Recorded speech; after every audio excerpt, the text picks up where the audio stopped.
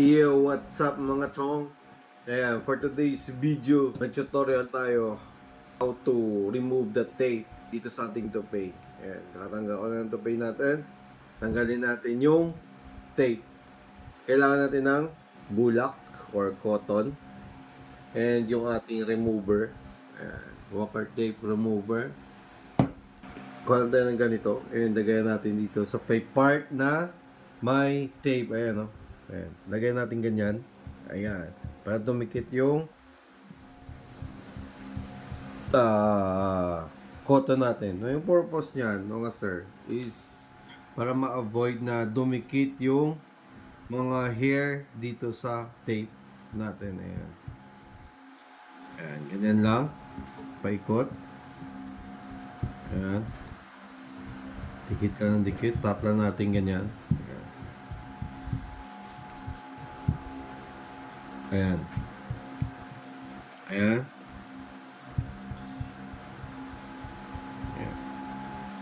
Yan yung purpose. Kasi yung minsan, naglilinis tayo, didikit yung mga buhok dito sa tape.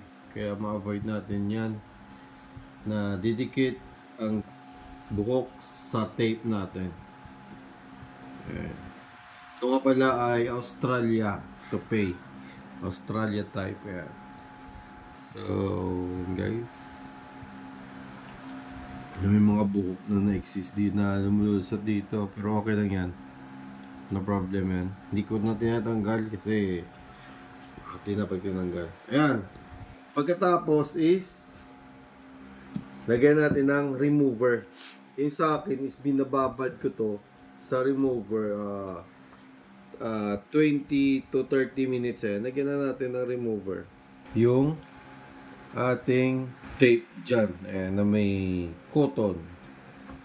Ayan, paikot lang. Ayan. Ayan.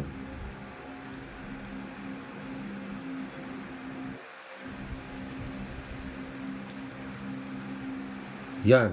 Ganyan lang mga chong. Ayan. Hintayin natin. Ako, hinihintay ko muna na 20 to 30 minutes. Binababad ko muna to para madali na lang tanggalin ang tape natin dyan. So, yan. Or minsan, nakakalimutan ko. Bukas ko pa, sunod na araw ko pa tinatanggal. Ay, wait lang pala. Pag nagtanggal pala nito, ayan, sa sample, kunwari, tatanggalin mo. Pag ganyan lang yun, agurin mo lang ganyan. Palabas, huwag paloob kasi yung mga residue na papasok dito sa base, hirap na tanggalin. Dapat, kuskusin lang palabas.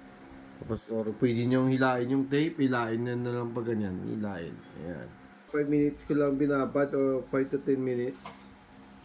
Kung binabad, pwede na siguro to. Kasi maganda naman yung remover natin.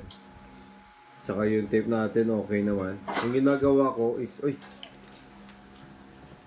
gagawin natin is, lagyan natin ng remover yung tape. Lagyan din natin yan na remover, mga chong. Ayan. Tapos is, so ganyan nila natin. Ayan. Ayan. Yung mga sumasama na buhok. Ang hirap nito kasi may mga buhok. O minsan pwede ko nang hilain yan.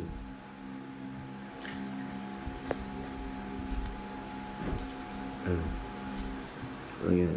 Pero ganyan lang natin.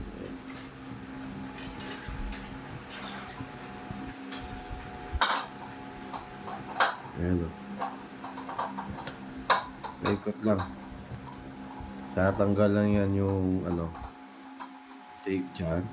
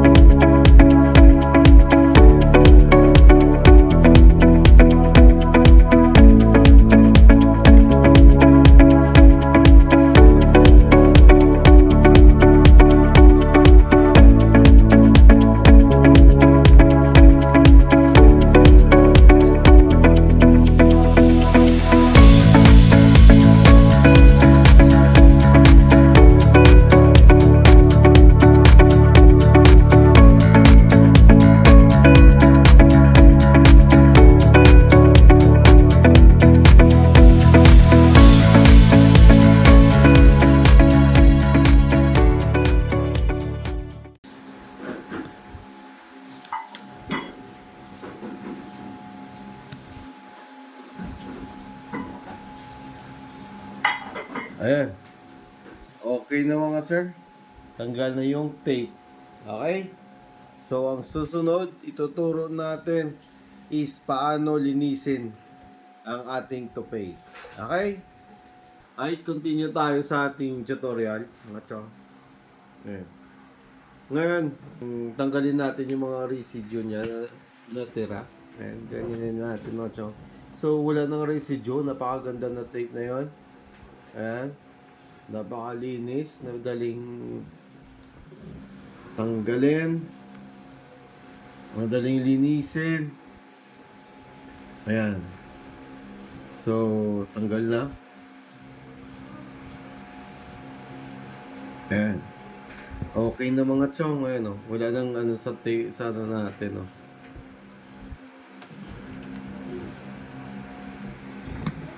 Alright. Ayan. Ayan. Okay. So, okay. Ayan. So, ready to wash na.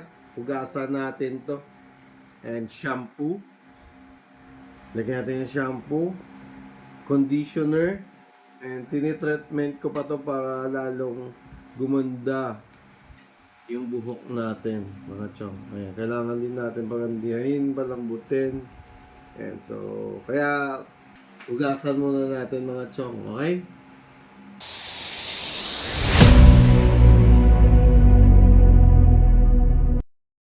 Yo, what's up? Ayan, maglilinis na tayo ng ating tupay. Yung katatapos kong magtanggal ng tape. Ayan, mga chong. Katatapos ng tanggalan ng tape. Ay ngayon, i-shampoo natin, conditioner, and treatment natin ng hot oil. Okay? So, ayan. Asayin natin. Turo ko na sa inyo yung procedure paano mag-shampoo ng tupay natin. Okay? Sabihan natin ang shampoo. Ang ginagamit kong shampoo is Sunsilk. After ko mag-shampoo, is lagyan na natin ng conditioner. Ayan.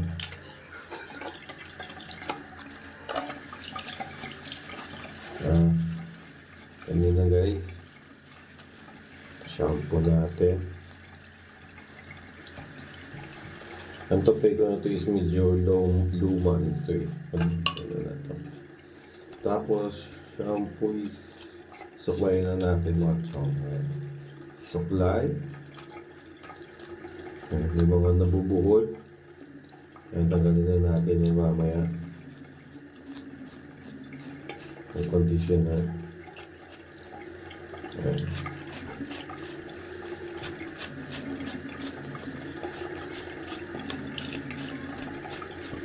Ayan, ganyan-ganyan lang. Huwag nyo nang kusutin. Ganito lang. Suklayin nyo lang ng suklayin. Ayan.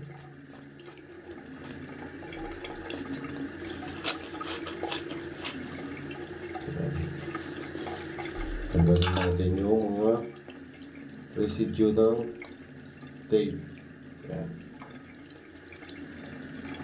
Actually, wala siyang residue eh. Natanggal ko na kanina. Pinilit ko na suklay. Ayan. Pero, iyan na natin pa rin. Linisin pa rin natin yung parameter base niya. Ayan.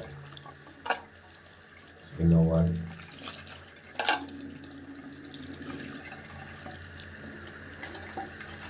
Ayan, ganda. Ayan. Tapos, gamitan natin ng conditioner.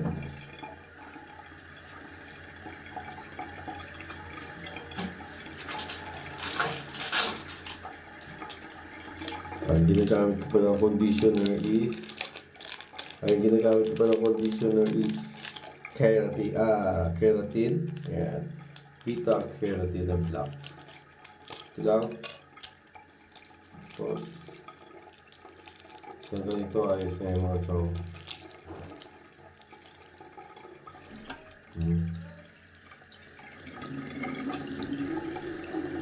Apply lang natin ganyan. Yan.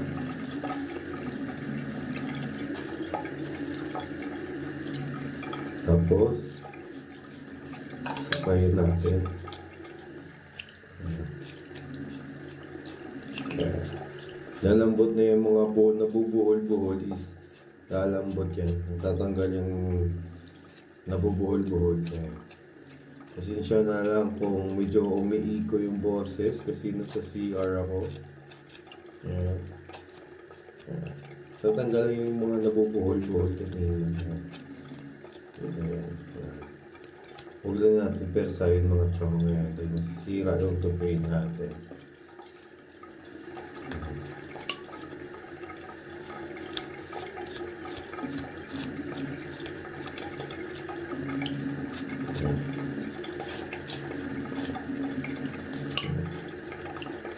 Ay, ituturo ko pala yung sekreto ko dito paano ko pinapalambot pa yung tupay natin. May tinitreatment akong ginagamit. May treatment tayong ginagamit dito. Ito ay hair spa. Yung hair spa natin. Ito mga siyang wala na mga buhol-buhol. Ayan, suwabe na suklayin ang tupay natin. Ayan. So after that, pwede nating banluan. Napakaganda ng Australia. Ito yung ginagamit ko dun. Ang Australia is parang yung comfortable sa ulo natin is maganda.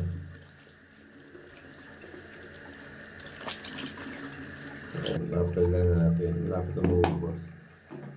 Kahit ganito lang kadami. Kasi yan. Pasapay lang natin ulit. Parang conditioner lang. Yung sa akin, binababad ko to mga 15 minutes. Pero ngayon, hindi ko na ibababad kasi mabilis ang vlog nito. Kaya mabilis ang video. Ayan. Tutorial. Ayan, mabilis ang tutorial lang. Pero dapat i-babad nyo siya mga 15 minutes, 15 to 20 minutes.